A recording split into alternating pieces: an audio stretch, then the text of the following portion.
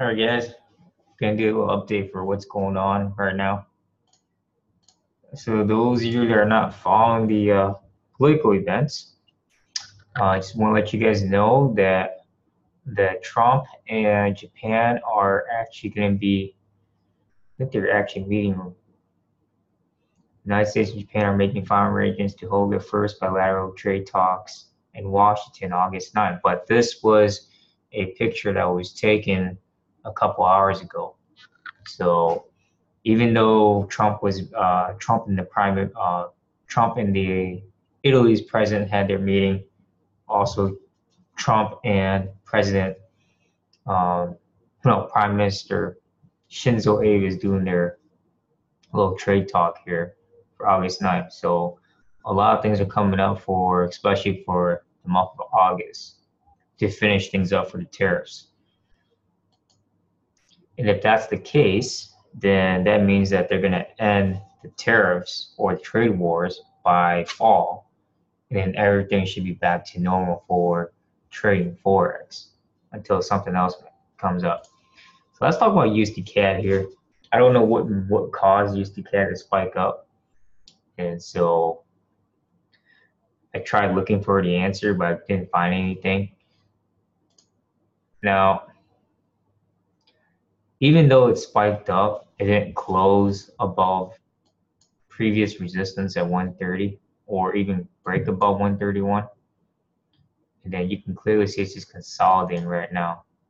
But I'm still looking to short it back down because it already broke 130 here, and I'm looking for it to retest. Let me show you guys a longer time frame. Let me show you guys the daily here. I am looking for it to come back. No, let's pull the weekly candle. I'm looking for this weekly candle to close as a bear candle. It's either 129.0 or 129.5. Reason being is because I expect the dollar to fall pretty hard for non-farm payroll.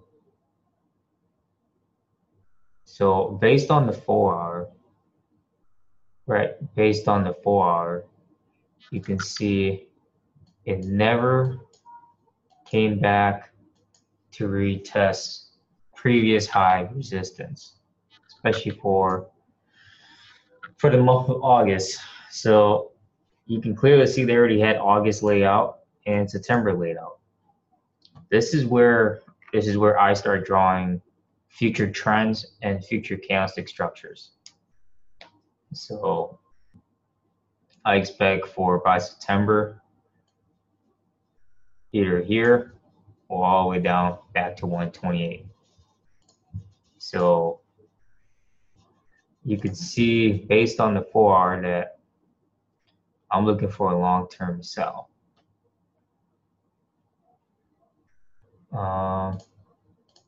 But for tonight, like I said, for tonight, it's going to try and regain its strength. And you have to remember that we sold the dollar this morning.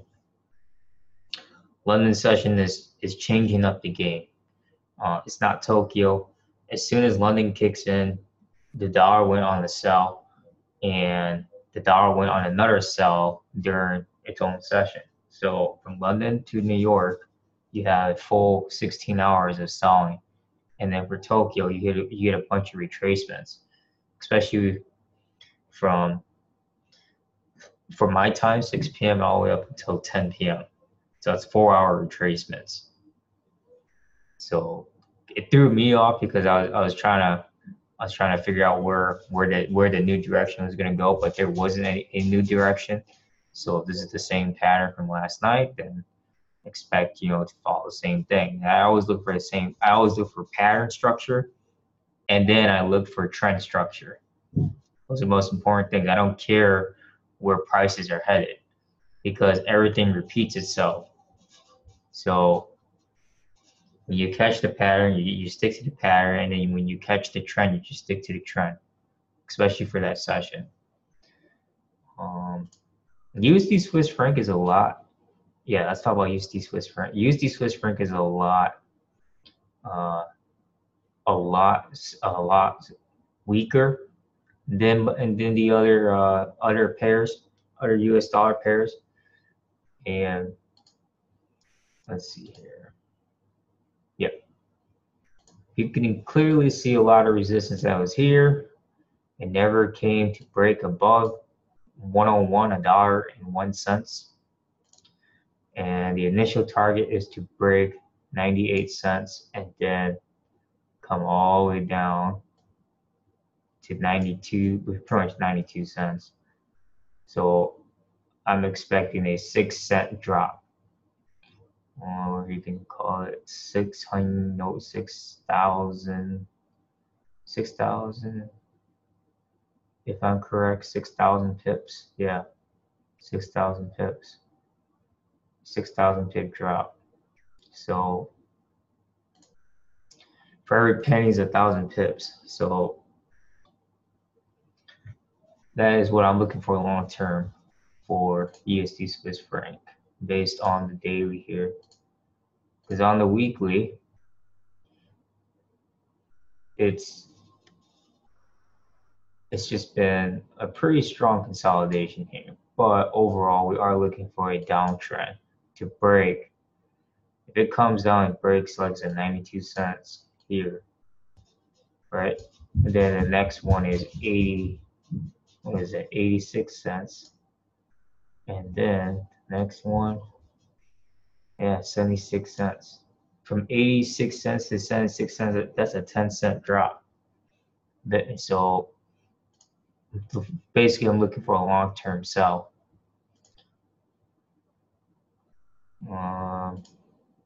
Australia, like I said, expecting Australia and New Zealand to climb back up because we're coming into the month of August, because tomorrow's the last day of July. Based on, let me see, let's go to 15-minute chart because there was a major setback going on here.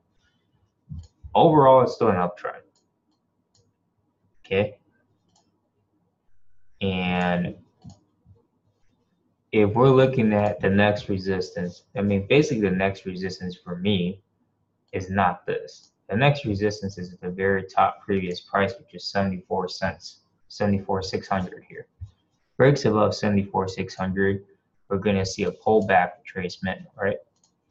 Anytime it breaks new highs, it will start a retracement on the next session. And then let me go to the 1 hour. Yeah, pretty much. They have it set here for 74.6. And then come back, retrace down a little bit, probably around here, 74,400, and then shoot higher for a new leg to test 74,800 and 74,900. But it's long term. So for, like I said, for London, we sell the dollar. For New York, we sell the dollar. And then Tokyo, those first 4 or 5 hours of trading, you just basically buying the dollar. And so, and then after that, it just follows the same trend. Now, for Wednesday and Thursday and Friday, we really can't expect the same thing. So I'm expecting a different shift and a different trend change and a trend pattern. So a lot of people are expecting the Fed not to deliver for the FOMC on Wednesday afternoon. And if you add the 12 hours later, it'll be London sessions. So that's how I learned and use the 12-hour pattern. It's a lot to talk about, but I have it on my YouTube channel as well. So want to reiterate as much as I can for what I've seen so far from yesterday and up until now, because we have a full day, because from the beginning of Tokyo yesterday and up until for this Tokyo, I'm seeing the same structure, same pattern from yesterday. So nothing has changed unless I see something different. Based on news, it was a total, like I said, it was a total setback, and just kind of threw me off a little bit on this last wick, and all of a sudden USD CAD just decides to spike up for no reason. So different things. Like I said, if we were to look at USD CAD is the only one that's going up against other pairs because USD Swiss francs are going down.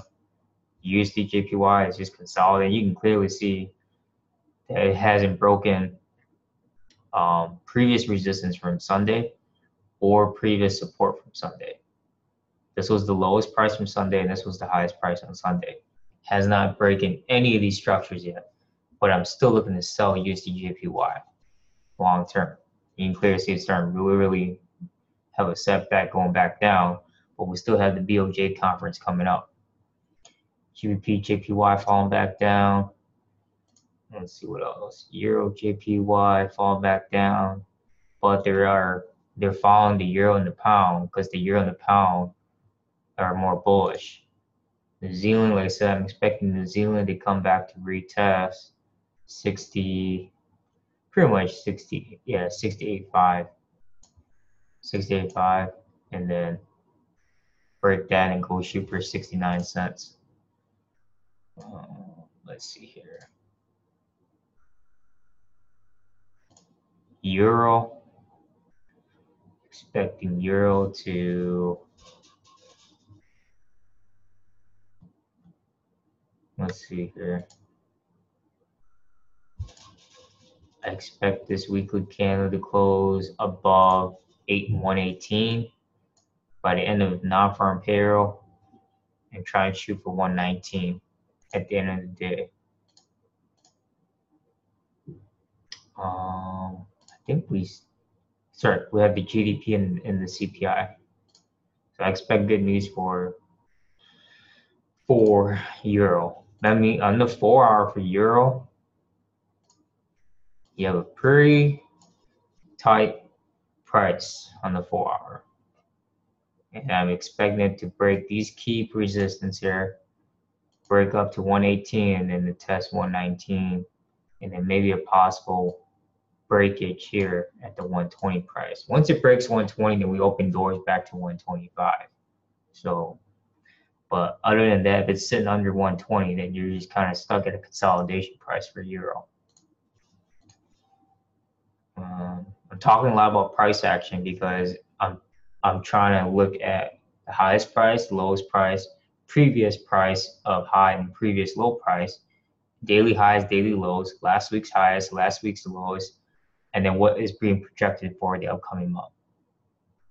So I know it's a lot of prices to look at, but I'm not, you can clearly see on the main window here that I'm not showing like a bunch of horizontal lines and a bunch of trend lines because that's just too confusing. Just by looking at what's going on right now and looking at the trend structure from yesterday and what's being set for this week. And so if we're going to sell the dollar for the week, then obviously we're going to buy everything against the dollar. And so that's the most important thing. Let's see what else. The pound is kind of struggling here at 131, so not a whole lot for the pound. Now the pound was doing pretty good before. It shot all the way up to, oh, that's not it. I mean, it shot all the way up here to 131.5, and I'm looking for it to. You can see if we outline here, right? Let me throw a horizontal line here, so you guys can see what I'm talking about. How previous price meets up with previous price.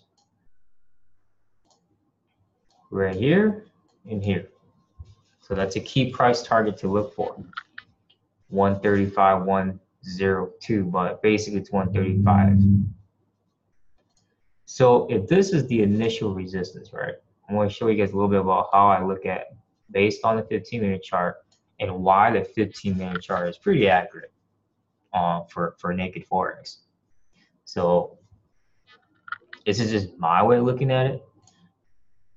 I'm pretty sure everyone has their own opinion on it, but this outlines exactly where it's set back, going back down. And this is where the major drop came down anyways. I don't care about this major drop. Okay, what I'm looking at is if it keeps bouncing off the 131.5 price, And if it doesn't break above it, eventually it's gonna just tumble and break new lows, like a new leg going down. So very basic tip, very basic chart. I mean, I'm not showing you guys Bollinger Bands, stochastic, RSI. This is something that I've been testing out for almost a week now, and things are just starting to pick up the pace. And so when it breaks a new high, then you look for the next resistance and where it's going to be testing. Doesn't break that, it's going to pull back down. So I know that if the pound tonight somehow breaks above 135, then it's going to try and shoot for 130, well, yeah, which is around about 132. And if it doesn't break 132, then it's going to bounce down. And so when it bounces down, then you're looking for it to break 135. But it doesn't break 135, then it'll either bounce off of 137 or 136, and then go create a new higher price. Anytime it bounces above the previous resistance, it will come test again and break higher. So we're just in a pretty strong consolidation phase, and there's really not a whole lot going on until Wednesday, Thursday, and Friday. So, but so far the pattern is still the same and the trend structure is still the same. London session is the one that makes that shift. It's not Tokyo right now. So that's just what I've seen.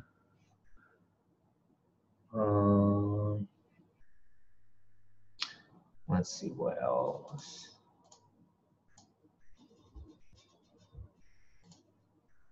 The dollar. Let's see. Dollar still going down. I'm looking for it to come retest to break 94.10. All this. Break 94.15, 94.10 for 94, for 93. Yeah. That's it. That's all I'm looking at. And then gold. You can clearly see what I have here on gold. Previous high, Sunday 12.26, and then the low of 12.18. So it's an $8 price gap. Not a whole lot going on for gold. That's why I didn't really want to send out the signals for gold. So you're better off just scalping it. I mean, I have not changed my horizontal lines because the price structure is still the same. Unless, like I said, unless it comes back to 1230, then yeah, I'll be setting it for 1234 for previous high from last week. Breaks 1218, then guess what I'm looking at? I'm looking for 1212 and 1210. Yeah, I'm looking for, you can clearly see that, yeah, I'm sure you guys the 4 hour. Yeah, I'm sure you guys the 4 hour right here. I call this a double bottom, but it's still looking like to come back down to test break this, which is 1214 at the close. Lowest price so far is 12 under, well, pretty much 1211. From there, we open doors for 12, pretty much for 1200 if it keeps going. So far, we're not really seeing anything, just a really strong, like I said, really strong, tight, and narrow price range. And this is the 30-minute chart, and notice how this actually outlines perfectly with the 15-minute chart on my horizontal lines. So you can use the 30-minute chart if you want to, but I like the 15-minute chart because you get more candles and you get a little more price structures to figure out where things are going to go within the splits, within a shorter time frame versus using a higher time frame. But the higher time frame, then you're just following the trend. So very important, just in case if you decide to switch time frames. So not a whole lot of difference, just a 15-minute difference from 15-minute and 30-minute, but you know, you're waiting every 30 minutes. You're waiting every 30 minutes, or you can choose to wait every 15 minutes. So I'm used to the 15-minute chart right now. Oh no, that's pretty much all I got. Yeah, I'm expecting, like I said, I'm gonna sell the dollar for London and tomorrow, and then close out. Watch how what was I gonna say?